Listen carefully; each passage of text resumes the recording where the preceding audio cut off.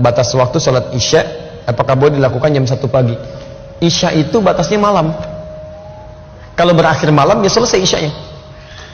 Kapan batas malam itu? Jangan dihitung pakai waktu ya, dihitungnya pakai penggunaan dalam kalimat Al-Quran. Perhatikan sini.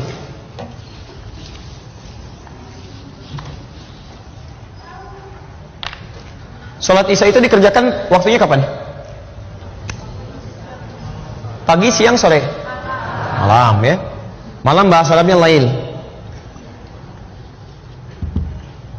Ingat ada muqaddimatul lail, awal malam. Muqaddimatul lail, ini awal malam. Ada lail, ini malam. Kalau muqaddimatul lail, ini belum malam, baru jeda waktu menuju malam. Ini yang disebut dengan maghrib. Maghrib. Biasanya untuk menunjuk pada waktu ini menggunakan kata ila sebelum kata lail. Ila. Misal, Anda puasa kan? Mulainya kapan? Subuh. Baik. Bukannya kapan? Maghrib kan? Maghrib. Ketika menyebutkan maghrib, kalimat Qurannya ini ilal lail. Quran surah kedua Al-Baqarah ayat 187. Paling kanan di pertengahan. Thumma atimmus siyama ilal lail. Kemudian sempurnakanlah puasa sampai di awal malam. Maksudnya maghrib, bukan sampai isya. Awas, karena ada orang dalam satu aliran, dalam sekte Syiah itu puasanya sampai isya. Betul, sampai isya, terlampau soleh. Nabi aja maghrib, dia isya. Jadi kalau antum punya teman maghrib gak mau buka, kemudian dia masuk kamar misalnya, terus isya dia baru buka, nah itu terindikasi Syiah diantaranya. Ya. Nah sekarang lihat, kalau sampai masuknya malam, maka itu yang disebut dengan lail. Lail. Ini yang dimaksud dengan malam. Kalau malam sudah tiba, maka dimulai dengan isya di sini. Isya. Kapan batasnya malam ini? Batas malam itu ketika malam mulai habis muncul fajar. Ya. Lihat kalimatnya. Minal khaytil aswadi minal fajr. Fajar. Ini saya tuliskan lail. Malam. Membentang dari sini sampai ke fajar.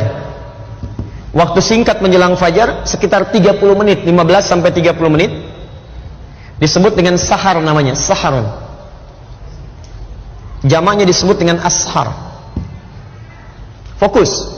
Malam, lail. Terbentang sampai fajar. Jadi kalau fajar muncul, lail habis. Jelas?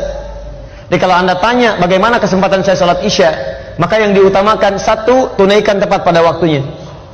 Sekarang isya misalnya jam berapa? 7 lewat?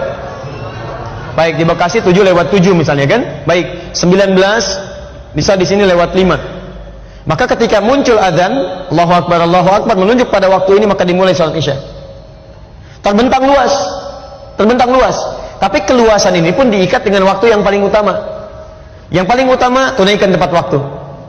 Kalau Anda terbiasa tahajud, takut kehilangan tahajud, boleh kemudian Anda jadikan sholat isyanya diakhirkan. Kalau Anda terbiasa tahajud, ingat, hadis mengakhirkan sholat isya itu adalah hadis yang disampaikan kepada Nabi ketika meminta orang ini, khususnya sahabat Umar bin Khattab radhiyallahu ta'ala anhu, supaya tidak ketinggalan tahajud. Beliau akhirkan sholat isya itu supaya bisa bangun tahajud. Karena umumnya orang kalau belum mengerjakan yang wajib akan biasa lebih kuat motivasinya bangun dibandingkan dengan yang sunnah. Nggak percaya begini, bapak ibu belum sholat isya, silahkan tidur, malamnya pasti bangun. Karena ada beban yang merasa belum ditunaikan. Tapi kalau Anda misalnya maaf sudah sholat isya, kemudian Anda tidur tidak terbiasa tahajud, itu bangunnya boleh jadi bisa mendekat ke subuh. Jelas ya? Nah jadi lihat sini, jika Anda kemudian ingin berusaha menunaikan tahajud dan terbiasa tahajud, maka boleh kemudian mengakhirkan sholat isya tapi pada batas-batas yang ditoleransi. Tidak terlampau mepet ke subuh. Misal Anda bangun jam 2, ya, Anda misalnya dari jam 1 atau misalnya jam 3 dan sebagainya.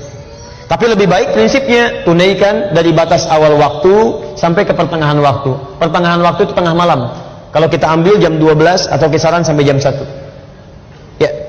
Dan dianggap tidak disukai, bahkan makruh bagi orang-orang yang sengaja mengakhirkan sholat isya sampai ke waktu sahar, sampai ke sini 30 menit sebelum waktu subuh.